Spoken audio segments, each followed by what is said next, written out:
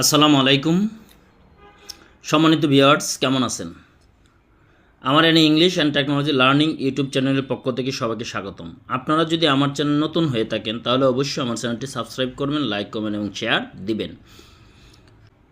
আজকে আপনাদেরকে যে বিষয়টি দেখাবো, আমরা যারা ফেসবুকে লং ভিডিও দেই, রিসেন্টলি দেখা যাচ্ছে যে লং ভিডিও দিলে সেই ভিডিওগুলো কেটে কেটে রিল হয়ে যাচ্ছে, অর্থাৎ রিলস তৈরি হয়ে যাচ্ছে।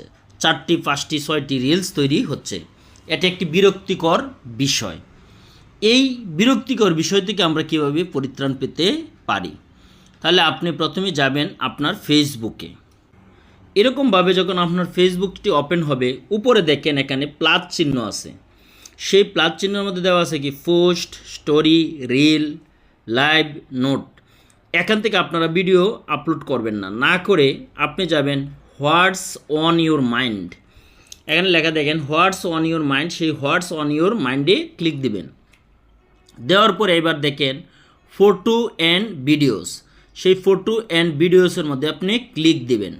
আপনি একটা ভিডিও সিলেক্ট করলেন, যে আমি একটা 9 মিনিটের একটা ভিডিও সিলেক্ট করলাম।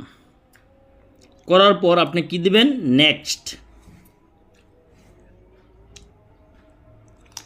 নেক্সটে ক্লিক দেওয়ার পর আপনি আবার নেক্সটে দিবেন।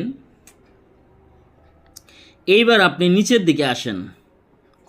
নিচের দিকে দেখেন create playlist from your video.